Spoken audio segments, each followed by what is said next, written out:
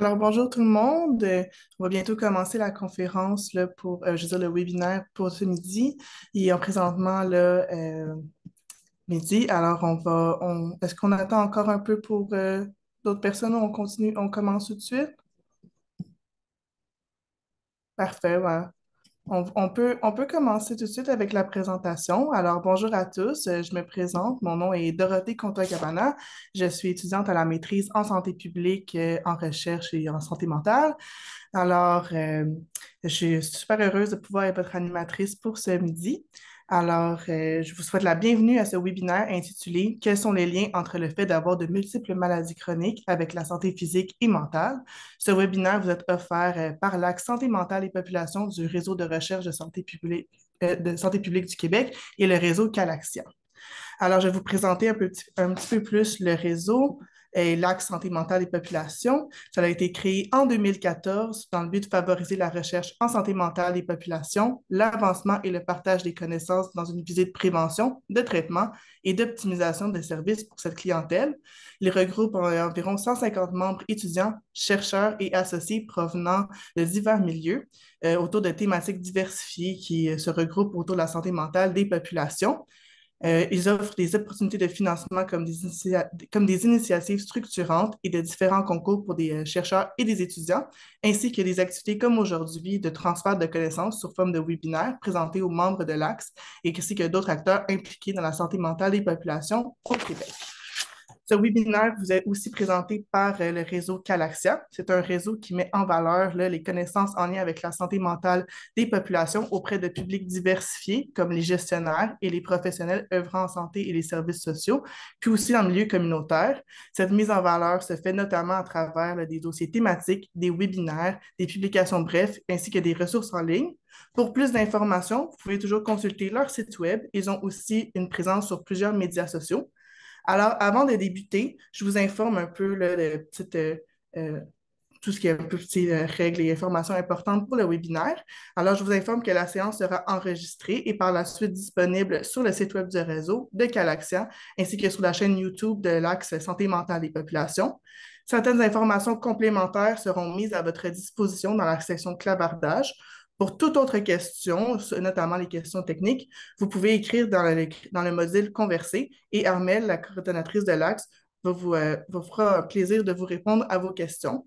Nous aurons aussi à la fin une période d'échange pour tout commentaire concernant la présentation. Nous vous invitons à utiliser au bas de votre écran le module Réaction pour lever la main si vous avez des questions ou des commentaires. Alors, sans plus tarder, je vous présente nos conférenciers pour aujourd'hui. Alors, nous avons... Oh, excusez-moi, je pense que j'ai changé tout de suite la diapositive. Alors, nous avons premièrement Ahmed Jérôme Romain, qui est kinésiologue de formation, professeur adjoint à l'École de kinésiologie et des sciences de l'activité physique à l'Université de Montréal et chercheur au Centre de recherche de l'Institut universitaire en santé mentale de Montréal. Les travaux du professeur Romain visent la promotion de la santé physique et la compréhension des facteurs pouvant favoriser une meilleure santé physique auprès des personnes ayant des troubles de santé mentale. À terme, son objectif est de sensibiliser les professionnels de la santé ainsi que les pouvoirs publics à l'importance de la santé physique dans leur prise de décision. Ensuite, nous avons Valérie Chauvin, qui est étudiante à la maîtrise en sciences de l'activité physique à l'École de kinésiologie et des sciences de l'activité physique de l'Université de Montréal et affiliée au Centre de recherche de l'Institut universitaire de santé mentale de Montréal. Considérant l'activité physique comme un des outils d'intervention puissants pour la santé physique et mentale, elle s'intéresse entre autres au lien entre la multimorbidité, la santé mentale et l'activité physique. Finalement, nous avons Florence Piché, qui est une candidate au doctorat en sciences de l'activité physique. Sa thèse de doctorat se concentre sur la relation entre la multimorbidité, l'activité physique chez les personnes ayant un trouble de l'usage de substances. En tant que kinésiologue, elle possède une solide expertise dans le domaine de la santé et de l'activité physique. Florence a déjà obtenu une reconnaissance internationale pour ses travaux de recherche. Son dernier article, a récemment publié dans la prestigieuse revue de scientifique PLOS ONE, a suscité un grand intérêt et a été cité dans plusieurs médias, dont le Washington Post et le Time.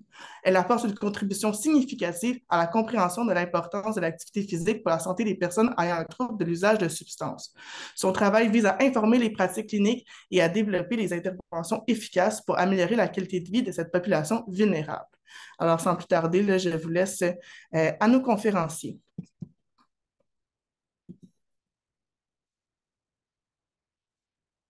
Bonjour à tous, juste vérifier que ça fonctionne et que vous m'entendez. Oui, c'est bon. Parfait. Donc, je vais aller. Euh, Tout d'abord, merci de me donner la possibilité d'être là aujourd'hui et de vous parler de tout ce qui est multiples maladies chroniques et les liens entre la santé physique et la santé mentale. Je vais d'abord faire une courte introduction, puis je vais laisser la place par la suite à Valérie, puis Florence pour finir avec une conclusion. Euh, pour faire simple, comment je suis arrivé là-dessus en tant que kinésiologue?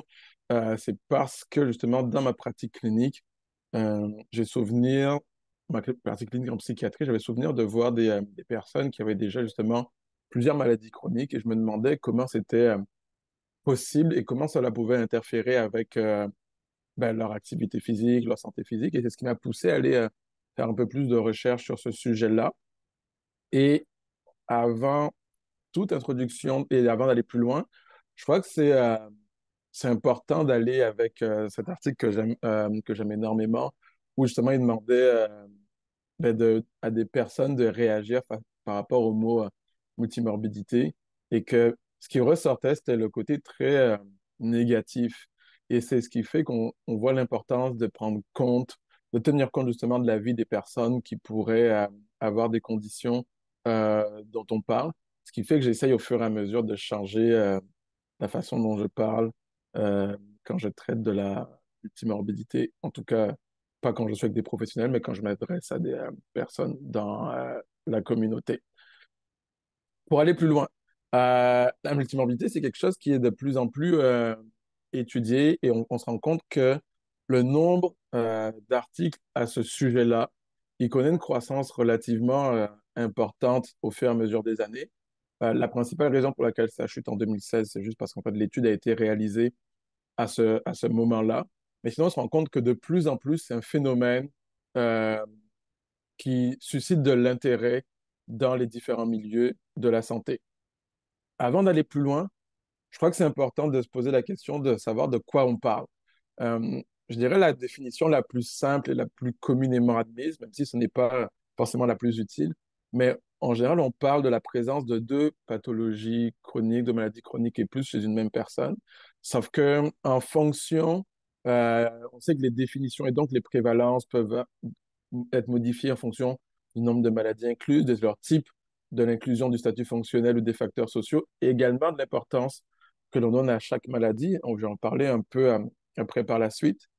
Si on s'intéresse euh, justement à la prévalence de la multimorbidité en fonction des différents milieux, il y a cette étude-ci qui montrait en 2019 que si on était en première ligne, que la prévalence de cette multimorbidité était, en fonction si on prenait les critères à deux ou trois maladies chroniques, était entre 30 et pas loin de 50%. Mais ce que je trouvais plus intéressant, c'est que ce que cette étude montre, c'est que même chez les personnes relativement jeunes, donc chez les personnes de 18 à 34 ans, alors qu'historiquement, on ne retrouvait pas de traces de la multimorbidité dans ces catégories d'âge, on se rend compte que maintenant, avec les effets de cohorte, même chez les jeunes adultes, on se retrouve avec euh, de la multimorbidité, donc des jeunes personnes qui auraient plusieurs maladies chroniques euh, relativement précocement. Puis, on se rend compte avec le temps, ça c'est une étude qui a été réalisée justement au niveau canadien, c'est que la prévalence justement de la multimorbidité, elle n'a fait que grimper dans le temps. Et on se rend compte que cette prévalence, elle augmente, mais aussi elle augmente de façon presque similaire à travers les différentes provinces à l'intérieur du Canada, ce qui veut dire que c'est un phénomène d'importance nationale. Bon, et pourquoi c'est important? Ben, on sait qu'il y a plusieurs défis dont il faut tenir compte. Le premier défi, c'est que on se rend compte qu'il y a un défi en lien avec les statuts socio-économiques. Qu'est-ce que ça veut dire? C'est que quand on regarde justement une population à travers les âges, si vous séparez la population en, en percentile ou en décile, dépendamment, on se rend compte que les personnes qui vivent dans des statuts socio-économiques plus défavorisés ont plus de multimorbidité que les personnes qui vivent dans des statuts socio-économiques plus favorisés. Ça, c'est quelque chose qui a été montré de façon transversale, mais c'est également quelque chose qui a été montré de façon longitudinale, où finalement on se rend compte que ça reste quelque chose qui se confirme indépendamment des pays et dès qu'on s'intéresse au statut socio-économique. Puis, quand on va un peu plus loin, quand on s'intéresse cette fois-ci à tout ce qui est insécurité alimentaire, on se rend compte que chez les personnes âgées qui seraient en sécurité alimentaire, ben, 54% d'entre elles ont également de multiples maladies chroniques. Donc, ce que ça veut dire, c'est que, de façon générale, un des défis, c'est que quand on s'intéresse à la multimorbidité, ben, le plus souvent, on s'adresse à des populations qui sont relativement vulnérables. Puis, le second défi, ben, c'est quand on parle de la santé physique. Pourquoi? Parce qu'on se rend compte que si on s'intéresse à, on met sous un grand chapeau la multimorbidité, mais on se rend compte que cette multimorbidité n'est pas forcément la même en fonction des âges. C'est-à-dire que les différentes maladies et la façon dont elles sont reliées entre elles sont extrêmement différentes. Ici, par exemple, vous avez dans une étude où ils se sont intéressés aux liens entre différentes maladies chroniques en fonction de l'âge. Et on se rend compte que chez les personnes qui sont relativement jeunes, je vais mettre mon pointeur ici, donc chez les personnes qui sont relativement jeunes, ben, certes, il y a des connexions entre les différentes maladies chroniques, mais on se rend compte qu'il n'y a pas forcément de lien entre toutes. Alors qu'à l'inverse, quand on arrive aux alentours des personnes qui sont proches de 70 ans, on se rend compte qu'effectivement, les maladies chroniques sont relativement plus reliées entre elles, ce qui veut dire que les liens et la façon de les gérer, ça va être un peu différent et potentiellement un peu plus difficile. Puis, tout récemment, nous avons fait la même chose auprès de personnes qui ont des troubles psychotiques. Et ce qui ressort, c'est que là encore, oui, les maladies chroniques sont reliées entre elles, mais que celles qui auraient le plus d'influence seraient celles qui seraient reliées soit à des maladies respiratoires telles que la MPOC, ou alors proches des maladies cardiovasculaires et leurs conséquences. Donc, ce qui veut dire que quand on s'intéresse euh, justement à la santé physique, on se rend compte que la multimorbidité, c'est quelque chose de très hétérogène et qu'on ne peut pas la traiter comme un tout. Puis, si on va un peu plus loin, euh, on sait que chez les personnes qui ont de multiples maladies chroniques, elles ont un risque plus important d'avoir de la détresse psychologique, mais on se rend compte également que chez les personnes qui ont des comorbidités psychiatriques, donc qui auraient plusieurs diagnostics, donc tels que schizophrénie et abus de substance, par exemple, chez ces personnes-là, ben, le risque qu'elles aient également deux autres maladies physiques, donc de la multimorbidité physique cette fois-ci, le risque est supérieur à 5, ce qui veut dire que il y aurait donc un lien potentiel justement entre la santé physique et la santé mentale. Puis si on continue, cette fois-ci dans une étude qu'on a réalisée, où on s'est posé la question du rôle justement de la multimorbidité en lien avec la santé mentale, ben, on se rend compte qu'effectivement, un des plus grands marqueurs, et ça, on a utilisé les données administratives du Québec, on a regardé les liens entre la santé, justement, ben, la santé mentale, donc santé mentale perçue, la détresse psychologique. Ben, un des plus gros marqueurs, plus gros prédicteurs était justement la multimorbidité, et ce, à travers les années. Et donc, c'était vrai ici sur la santé mentale perçue, la détresse psychologique, mais également sur le fait d'avoir eu des épisodes dépressifs majeurs au cours de l'année qui s'est écoulée, sur le fait d'avoir des troubles de l'humeur et d'avoir des troubles anxieux.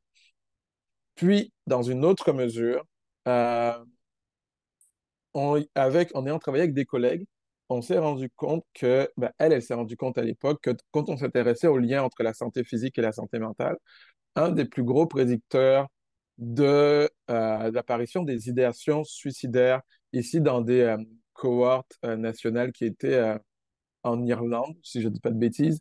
Ben, un des plus gros prédicteurs des idéations suicidaires, même après ajustement, c'était la présence de multimorbidité.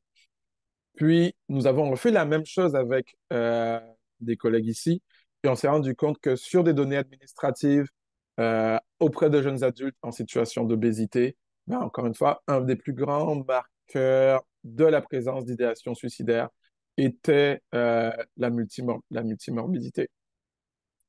Et enfin, ce qui est intéressant, c'est que quand on s'intéresse à la santé physique en lien avec la santé mentale, bon, ben, on se rend compte qu'effectivement, si vous prenez le statut socio-économique avec les différentes maladies chroniques, ben, on se rend compte que chez ces personnes-là, quand elles ont cette condition-là, donc cette maladie chronique-là, ben, souvent, il y a des associations avec des problématiques en lien avec la santé mentale, donc que ce soit la dépression ou l'anxiété. Ce qui veut dire que donc, quand on s'intéresse à la multimorbidité, il y a souvent des liens avec la santé mentale, ce qui veut dire que c'est quelque chose qui est intrinsèquement relié. Et là, c'est ce dont on va vous parler par la suite, justement, au cours des prochaines minutes, Valérie, puis Florence. Donc, je vous laisse euh, le contact. Je vais arrêter le partage.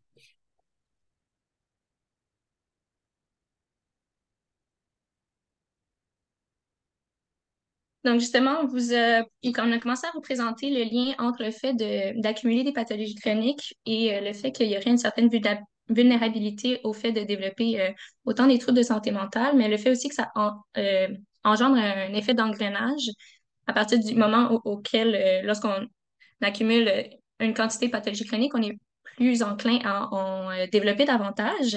Mais maintenant, je vais venir vous présenter un peu plus la multimorbidité, donc cette accumulation de pathologies chroniques, mais en contexte de confinement, donc en contexte de crise, puisqu'on s'est intéressé à savoir s'il y avait des différences au niveau de leur adaptation pendant ce contexte, sachant qu'ils ont ces vulnérabilités-là durant, en fait, dans leur quotidien. Donc, on sait tous les mesures sanitaires liées à la première période de confinement et les périodes de confinement suivantes ont mené surtout à des changements d'habitude de vie, donc télétravail, interdiction de sortir et autres. Et puis, les périodes d'épidémie précédentes, exemple reliées à l'Ebola ou la H1N1 qu'on connaît davantage, en fait, ces périodes-là avaient été montrées comme augmentant le niveau, exemple, de stress, de symptômes de choc post-traumatique, dépression, anxiété et autres. Donc, on venait se demander justement, est-ce que les personnes qui ont cette accumulation de pathologies chroniques étaient plus à risque de s'adapter de façon peut-être plus négativement à ces périodes de confinement? Et c'est pourquoi on a lancé notre étude tout début de la première période de confinement, sans savoir à ce moment-là qu'il allait en avoir des subséquentes dans le temps. Et on a visé à vraiment venir voir s'il y avait des différences justement dans leur adaptation à cette période de changement. Nos objectifs étaient donc d'analyser s'il y avait justement l'état de santé mentale des personnes avec et sans multimorbidité, mais également de venir voir l'évolution des comportements de santé, donc autant activité physique, alimentation, sommeil et autres, entre ceux qui ont ou n'ont pas de multimorbidité, et aussi d'examiner un peu les persistances de ces modifications-là 4 mois après cette période de confinement. Ce qu'on a fait, c'est en fait, on a lancé 2 questionnaires à l'international. Ça a été lancé au Canada, en France, en Inde et au Liban. Donc, toutes les réponses ont été auto-déclarées à travers ces questionnaires-là en ligne. Le tout premier a été durant le premier confinement, donc a été lancé le 15 mai 2020. Et ensuite, un second, 4 mois après ce qu'on a appelé le premier période de déconfinement, donc le 2 novembre 2020. Ici, justement, Ahmed avait présenté plus tôt, mais la définition même de la multimorbidité tend à varier d'une étude à l'autre. Donc ici, juste pour rendre ça clair, voici les conditions qu'on a incluses dans notre définition de la multimorbidité. Donc on voit autant que des conditions chroniques physiques que mentales. On voit ici, par exemple, l'asthme, l'hypertension, diabète, et de l'autre côté, au niveau des troubles de santé mentale, on voit troubles de l'humeur, donc dépression, anxiété ou troubles anxieux, donc les phobies ou des troubles de panique ou autres. Et ils étaient considérés comme ayant de la multimorbidité dès qu'ils accumulaient 2 pathologies chroniques ou plus dans cette liste ici. Comment les facteurs de santé mentale qu'on a évalués, on a évalué la détresse psychologique, donc avec une échelle validée qu'on voit ici. Même chose pour les symptômes dépressifs. Ensuite, au niveau du stress quotidien, ça a été le stress quotidien perçu à tous les jours. Puis au niveau du sentiment d'isolement, à quel point les gens sentaient qu'il manquait de compagnie, se sentaient exclus euh, ou isolés. Maintenant, au niveau des comportements de santé, je l'ai mentionné plus tôt, mais on a évalué l'activité physique, donc à savoir, on a considéré toutes les durées d'activité physique qui étaient 10 minutes consécutives. On a également évalué la fréquence de façon hebdomadaire. Ensuite, au niveau de l'alcool et consommation de cannabis, on a évalué la fréquence. Au niveau du tabac, le nombre de cigarettes par jour. Niveau de la nutrition, on est allé avec la consommation de fruits et légumes, donc la fréquence de consommation par semaine. Pour le sommeil, on évalue quelques facteurs, donc la durée du sommeil, entre autres, est-ce qu'il y avait présence de troubles du sommeil ou de la somnolence durant la journée.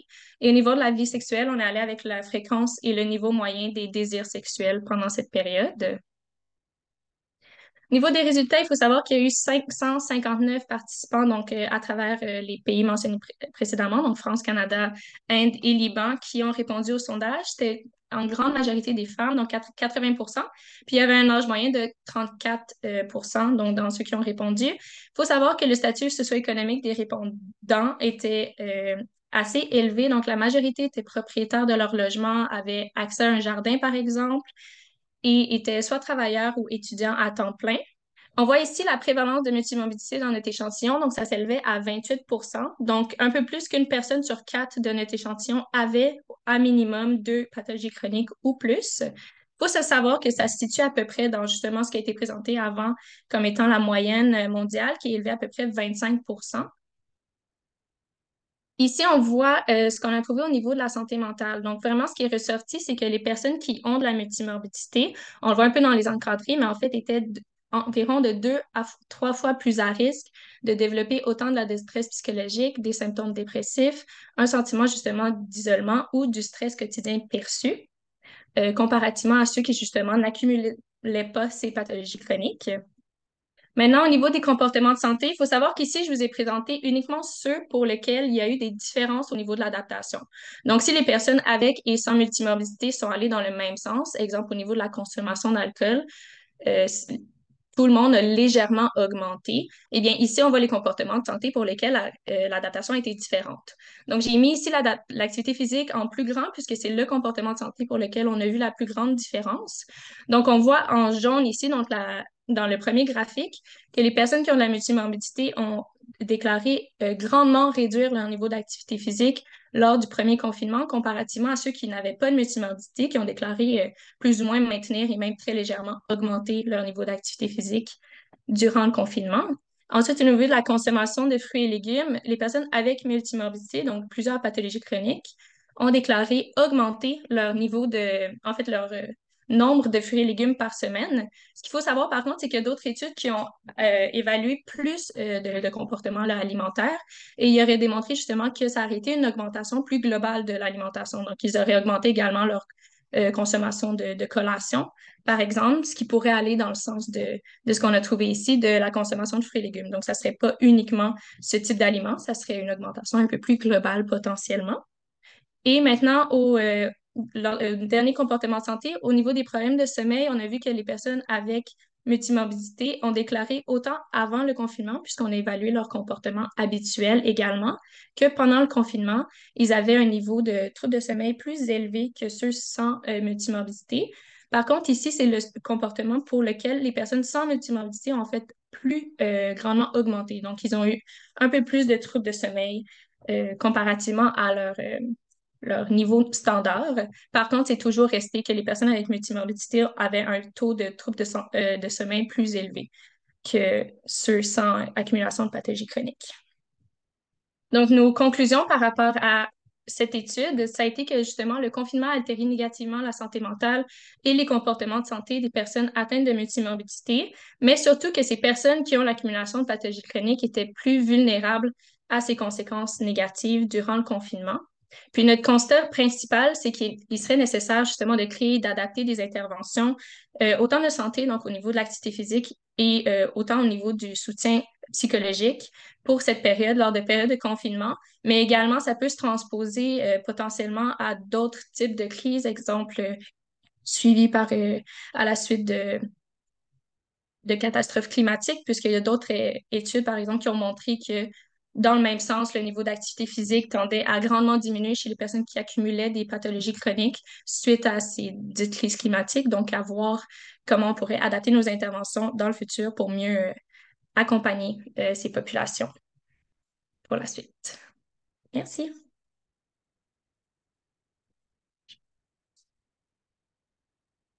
Merci Valérie.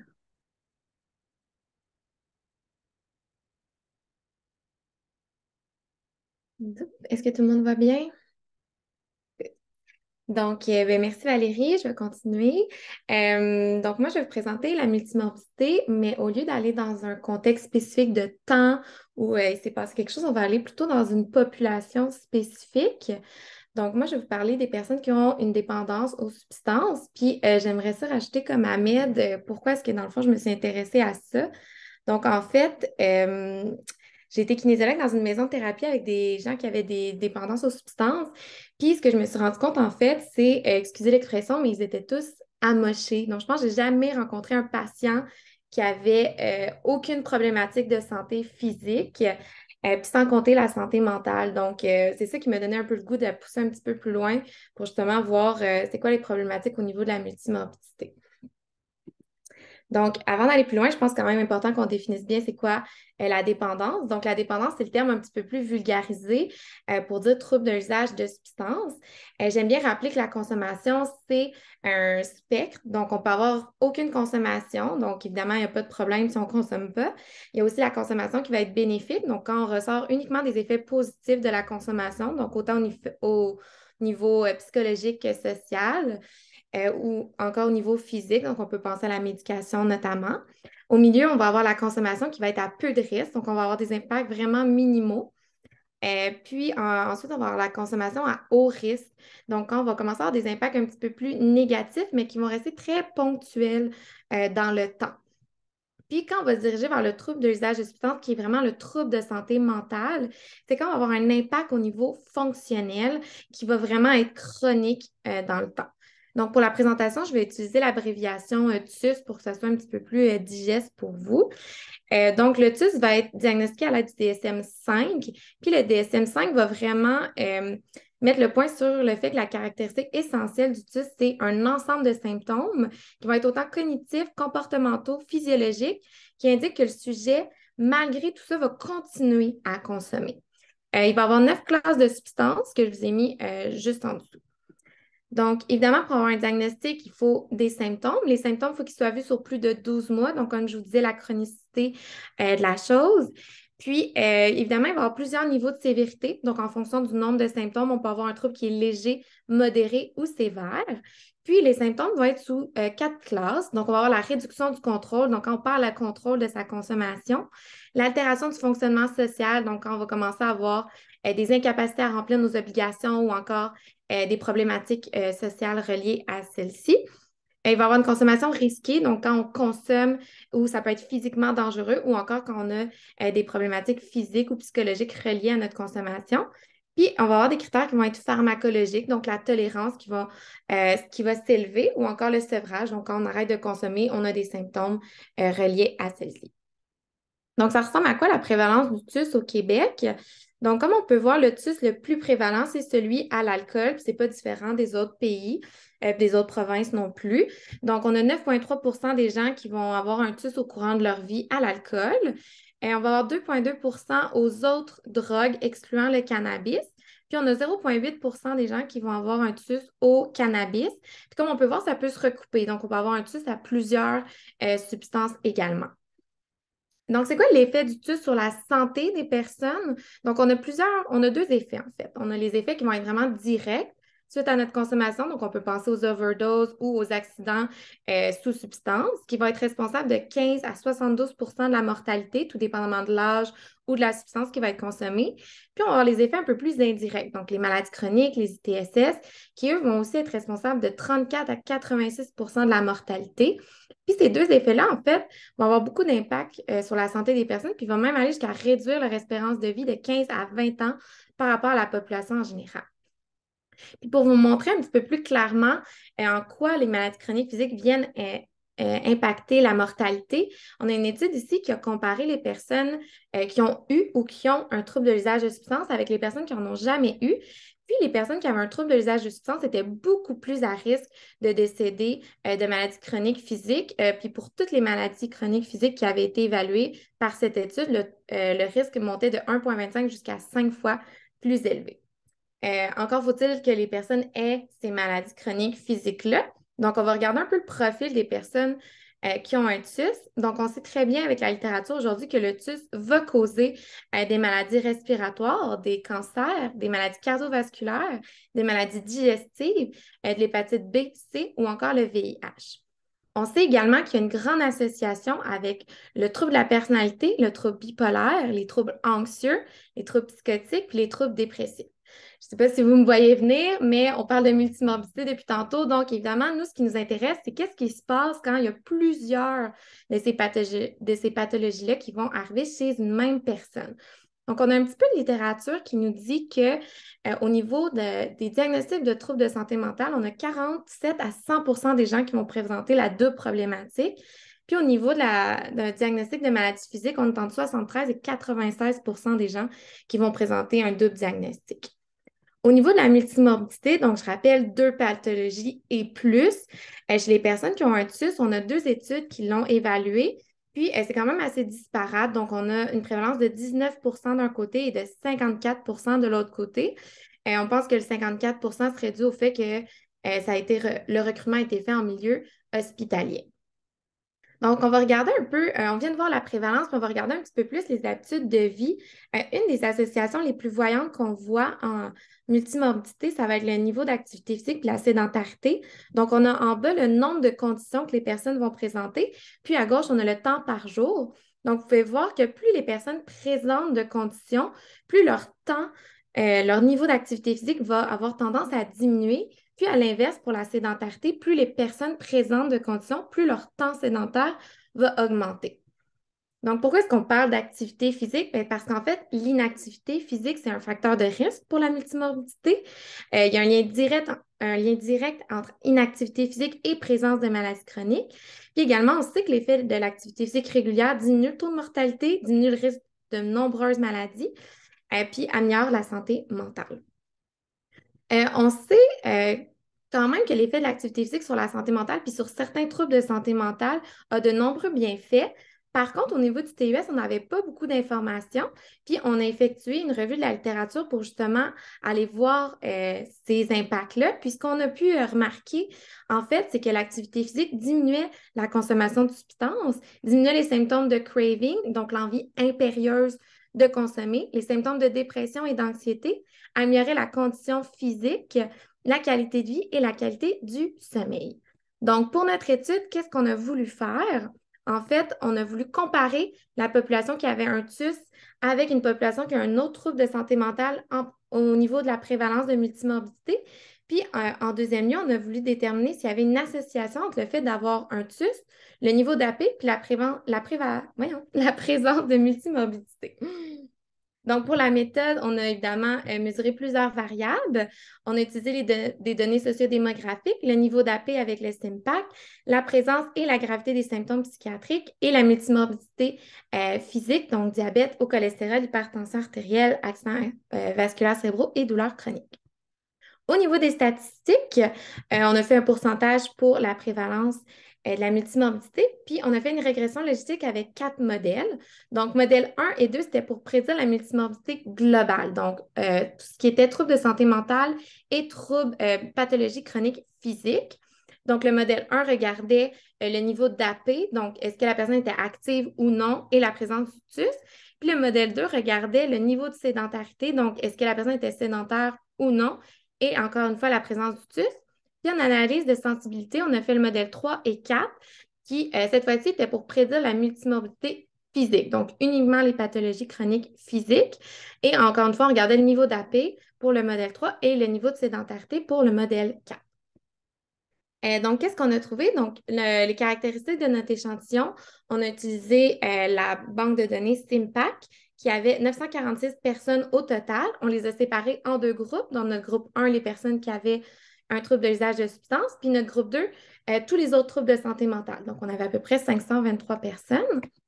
Et ce que ça nous donnait, en fait, pour la prévalence de multimorbidité, c'était sensiblement pareil. Donc, les personnes avec un TUS avaient 67 67 des gens avaient de la multimorbidité. Et pour les personnes avec un trouble de santé mentale, 70 avaient de la multimorbidité. Au niveau des régressions logistiques, donc pour notre modèle 1 qui regardait le niveau d'AP et la présence du TUS, le niveau d'AP est sorti comme étant significatif. Donc, quand les personnes étaient considérées comme actifs, ils avaient moins de multimorbidité. Pour notre modèle 2 qui regardait la sédentarité, aucune des variables est sortie comme étant significative. Puis notre modèle 3 et 4 qui regardait la multimorbidité physique, aucune des variables est sortie comme étant significative. Donc, au niveau de notre discussion, on peut voir que notre prévalence de multimorbidité est plus élevée que ce qui a été vu dans la littérature. Donc, nous, on a trouvé 67 alors que les autres études ont regardé 19 et 54 On a aussi trouvé que l'activité physique était associée à une plus faible présence de multimorbidité, ce qui est aussi vu dans la population en général. Donc, ça, on n'était pas trop surpris. Donc, en conclusion, ce que je veux que vous reteniez aujourd'hui, c'est que la prévalence de la multimorbidité est élevée dans la population qui a un TUS, puis que les personnes qui étaient considérées comme étant actives avaient une plus faible présence de multimorbidité. Donc, merci et je te repasse la balle, Ahmed. Parfait, merci beaucoup. Donc, pour justement aller sur la fin, euh, moi j'aimerais vous parler justement de tout ce qui est de l'ordre de la gestion des différentes maladies chroniques. Et je crois qu'une des meilleures façons, c'est de vous mettre encore ce qui ressort dans la littérature.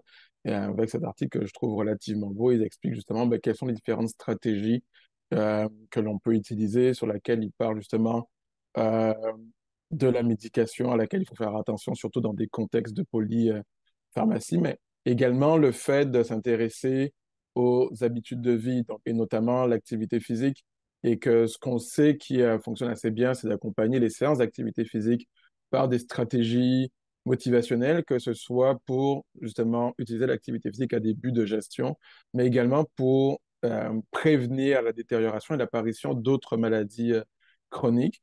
Puis après, de s'occuper de la santé mentale et plus particulièrement de la dépression. J'espère que maintenant, avec la fin du webinaire, que vous serez convaincus de l'importance de s'occuper justement de la santé mentale auprès de personnes ayant de multiples maladies chroniques. Puis après, ce qui fonctionne relativement bien, justement, c'est la coordination des soins donc, entre les différents professionnels de santé. Et enfin, d'utiliser l'autogestion, de favoriser l'autogestion auprès de personnes qui ont de multiples maladies chroniques. Après, je vais y arriver, ça a marché. Puis, étant kinésiologue, je me disais qu'il faut quand même parler un peu plus de l'activité physique. Et je trouve ça relativement bien parce qu'il y a cette étude qui est relativement récente où ils se sont intéressés justement au rôle de l'activité physique sur différents marqueurs auprès de personnes qui ont ou pas de multiples maladies chroniques. Et ce qui est intéressant, c'est qu'ils montrent ce que l'on sait déjà, hein, c'est que on sait que l'activité physique est un facteur protecteur de la survenue de la dépression. Et eux, ce qu'ils montrent, c'est qu'effectivement, non seulement l'activité physique est un facteur protecteur, mais elle est d'autant plus protectrice chez les personnes qui ont justement de multiples maladies chroniques et qu'elle fonctionne encore mieux sur justement l'amélioration du bien-être. Dans une autre mesure, ici, on se rend compte que chez les personnes qui ont de multiples maladies chroniques et qui sont inactives, elles ont une mortalité de toute cause qui est plus faible que les personnes qui sont inactives. Et enfin, ici, ça, c'est une méta-analyse, pareil, qui est sortie assez récemment, qui montrait qu'effectivement, avec des interventions de type comportemental, incluant des stratégies de changement de comportement, on était capable d'avoir une amélioration sur le fonctionnement physique, mais également sur la dépression avec une taille d'effet qui était relativement large. Bon, toutefois, j'aimerais finir un peu avec cette Cochrane qui est sortie, qui, euh, qui vise à dire un peu que, bon, effectivement, on voit que certaines choses fonctionnent, mais on a encore un peu de travail à faire parce que le niveau de preuve reste relativement faible sur de nombreuses choses. Autrement dit, sur tout ce qui est de l'ordre des paramètres cliniques, on est sur des niveaux de preuve qui sont relativement modérés avec des tailles d'effets qui sont encore très hétérogènes. Une des choses sur lesquelles on sait que ça marche relativement bien, les stratégies d'intervention auprès de personnes qui ont de multiples maladies chroniques, ben, c'est sur la santé mentale. On sait que ça, pour le moment, on a un niveau de preuve qui est relativement élevé et on sait que l'activité physique peut y contribuer. Puis, sur tout ce qui est de l'ordre de l'utilisation, de la diminution de l'utilisation des services, pardon, ben là, pour le coup, le niveau de preuve est relativement faible.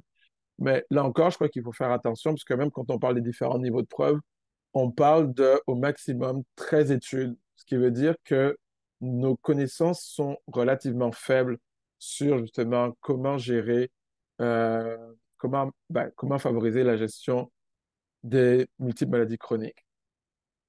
Et donc, je finirai avec ça en disant que ce qui semble en tout cas fonctionner le mieux, ce qui est un modèle d'intervention, justement, ben, c'est de se centrer, certes, sur d'avoir le fait d'avoir une philosophie commune, de s'intéresser à ce que la personne a envie de faire, de ce qu'elle aimerait changer, de ce qu'elle aimerait prendre en charge, mais ça passe également par la formation des professionnels, par des relations internes et des relations externes. Donc, je m'arrêterai là si vous avez euh, des questions. Parfait. Alors, vraiment, merci beaucoup pour cette super belle présentation, super intéressant. Comme Amel l'a dit, on est rendu à la période de questions. On vous invite là, à utiliser le module réaction pour lever la main si vous avez des questions ou des commentaires. La parole sera accordée par Armelle, la coordonnatrice de l'Axe. Et quand elle mentionnera votre nom, là, vous allez recevoir un message pour accepter de prendre la parole et vous allez pouvoir poser vos questions ou vos commentaires.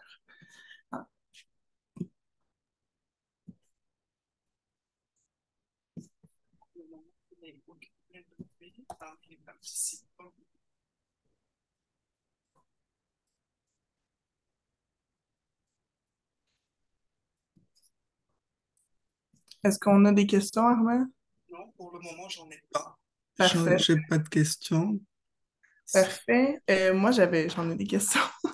Alors, je voulais savoir, moi, déjà là, je suis déjà vendue à activité physique et tout ça, vu que je travaille là-dedans.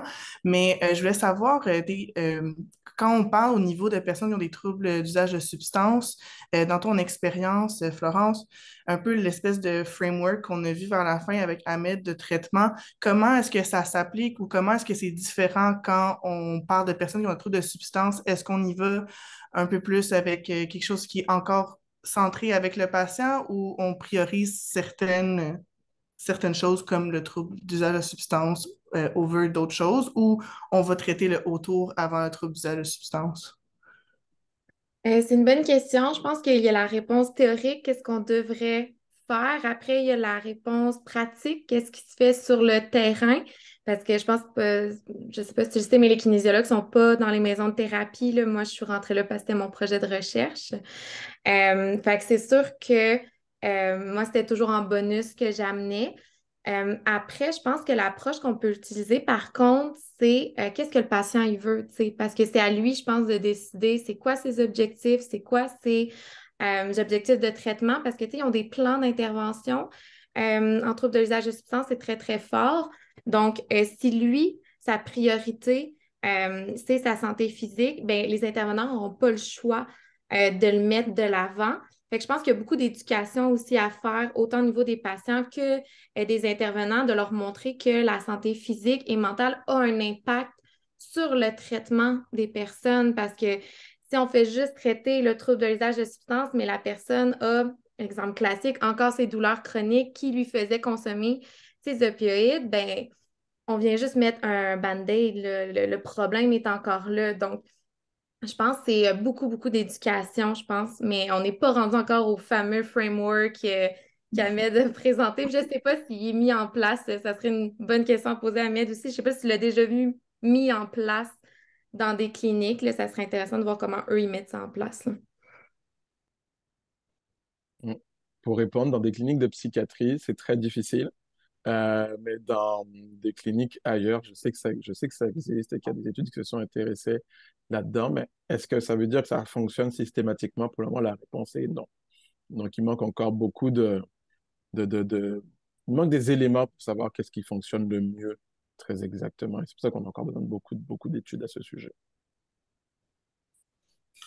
Super. Est-ce qu'on a d'autres questions provenant de... J'ai toujours pas de Parfait. mal levé. Non. Je voulais savoir si je me souviens bien dans la présentation là, de Valérie, ton échantillon était majoritairement des femmes, si je me souviens bien. Parfait. Est-ce que, selon la littérature, je sais on a beaucoup parlé de l'âge, du statut socio-économique, est-ce qu'on voit des différences au niveau des sexes? Puis, si oui ou non, qu'est-ce que tu aurais, si tu avais eu un sample plus égal, qu'est-ce que tu penses que tu aurais observé là, dans cette étude-là? Je vais laisser aussi Ahmed le compléter s'il y a plus d'informations, mais au niveau de l'évolution des comportements de santé, si je ne me trompe pas, je sais que dans des comportements que nous, on n'a pas nécessairement vu de différence, il y aurait eu, par exemple, une plus grande augmentation comme la consommation d'alcool pendant le confinement chez les hommes, je crois. Par contre, il n'y a pas d'études qui ont fait le lien là, entre sexe et l'accumulation de pathologies chroniques. Donc, c'est à savoir aussi qu'on est une des seules études du moins qui sort pour le moment, qui a fait ce lien-là entre santé mentale, multimorbidité et aussi comportement de santé. C'est sûr que nous, on a obtenu un échantillonnage plus féminin. Euh, Par contre, par rapport à ce qu'on pourrait s'attendre si on avait eu des échantillonnages différents, parce que aussi par cet aspect un peu plus féminin, on a aussi eu un statut socio-économique. D'un côté, on a eu un statut socio-économique beaucoup plus élevé.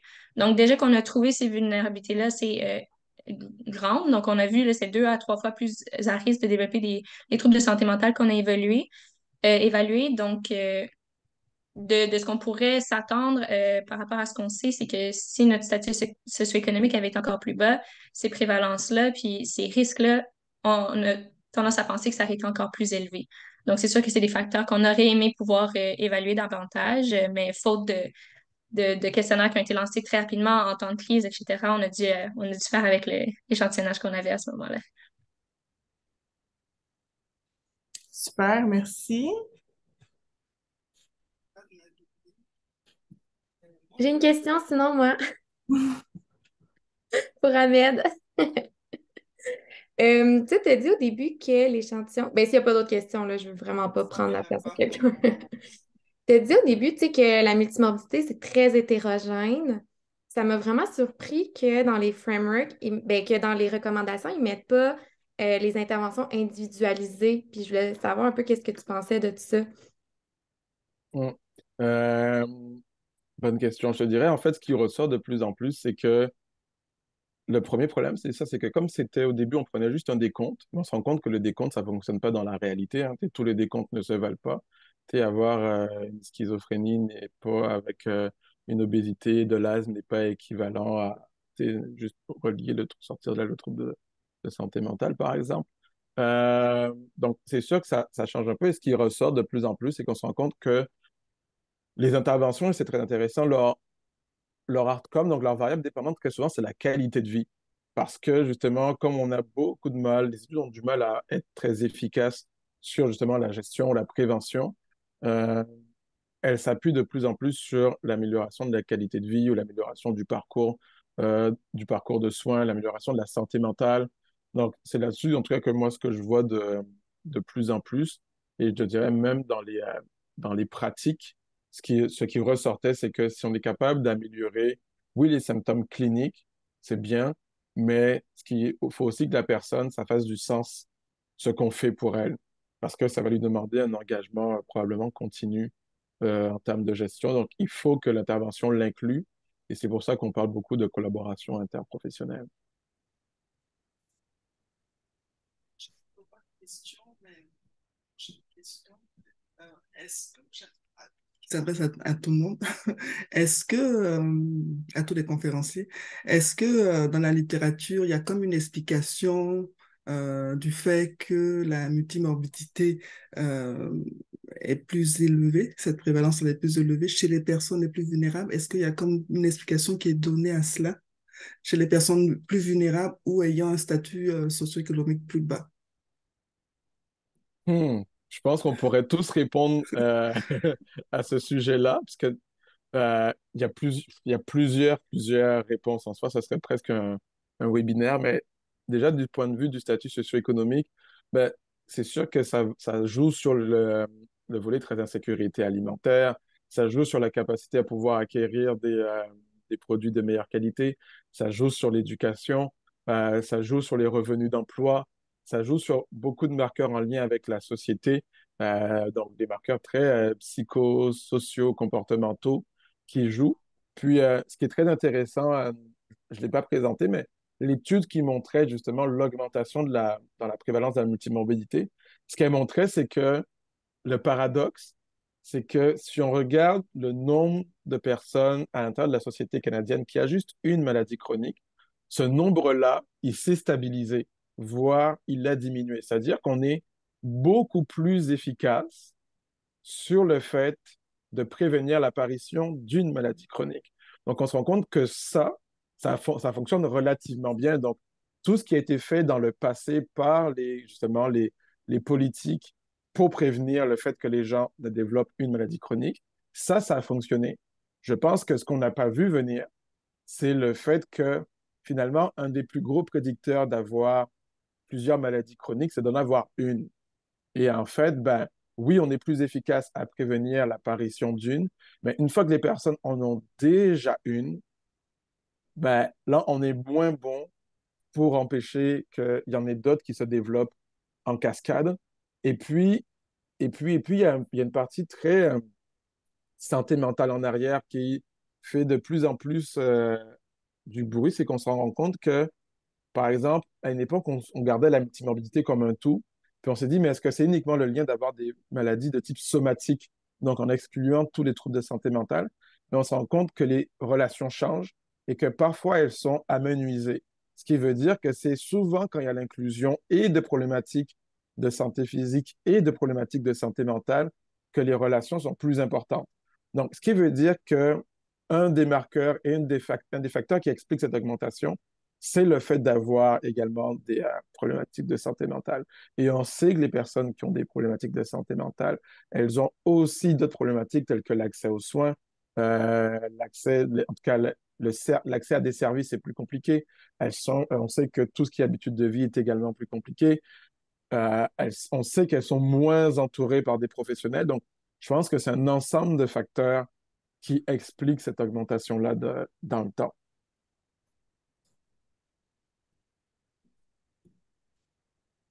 Vous avez parlé aussi du lien entre les maladies chroniques, justement, qui étaient comme interreliées. Est-ce que vous pouvez comme Oui, davantage commenter cela? oui, bien sûr, parce que j'ai souvenir d'un article que j'avais lu justement où la question c'était, mais la multimorbidité, c'est pas quelque chose de-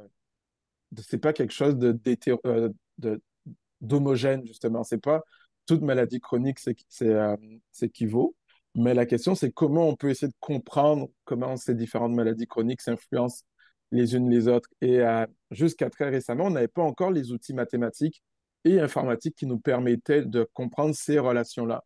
Et il se trouve que, je pense que ça fait maintenant une petite dizaine d'années qu'il y a des nouveaux outils mathématiques spécifiquement qui permettent de se poser la question, mais c'est laquelle de maladie qui influence les autres?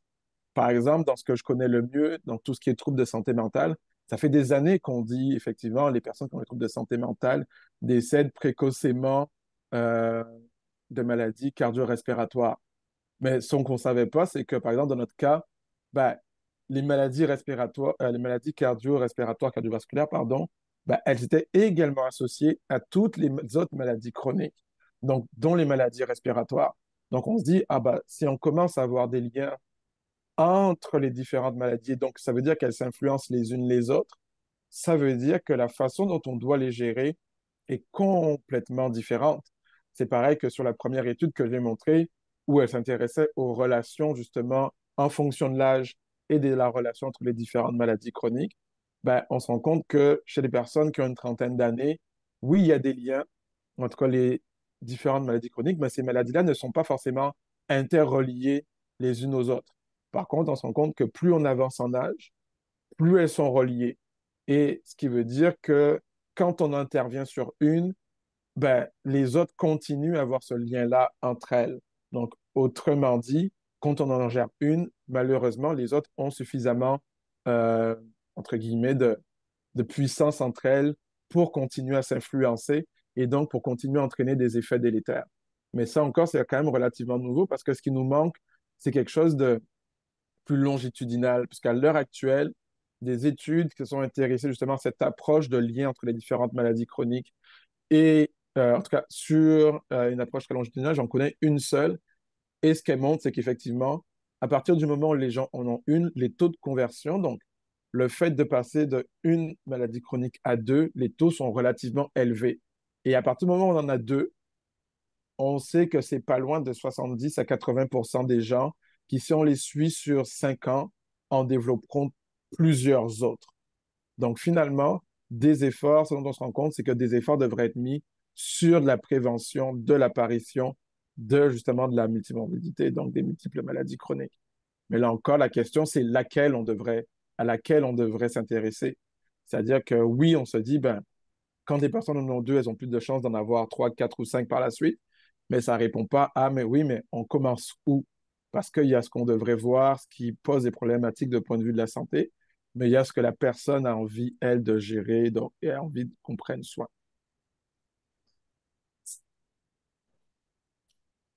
Super. Si je peux rajouter un dernier petite question slash commentaire avant la fin. Comme ça, on a parlé de l'âge, puis on voit vraiment dans les tableaux que vous avez montrés là, que c'est moins connecté et tout ça.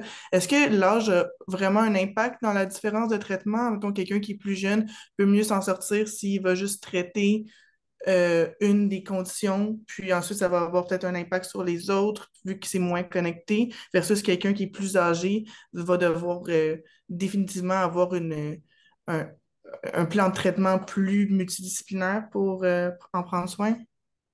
Très bonne question. De tout ce que j'ai pu lire à l'heure actuelle, alors, la réponse, c'est que je n'ai pas la réponse. Pourquoi? Parce que la majeure partie, en fait, jusqu'à très, très récemment, hein, moi, j'ai souvenir quand on parlait justement à multimorbidité auprès des jeunes, les gens me regardaient avec des grands yeux en me disant, mais ça n'existe pas, c'est pas quelque chose de pertinent. Et en fait, c'est pas très récent. Euh, en fait, non, c'est l'inverse. C'est très, très, très récemment que des gens ont commencé à se dire, ah, mais effectivement, même chez les personnes relativement jeunes, on devrait s'intéresser à ça parce que justement, ça peut, si on arrive à prévenir quelque chose là, il y a plus de chances qu'on soit capable de le prévenir à une échelle un peu plus large. Donc, malheureusement, j'aimerais pouvoir te donner une réponse, mais la réponse est que je ne l'ai pas. En tout cas, je ne l'ai pas lu, je ne l'ai pas trouvé encore.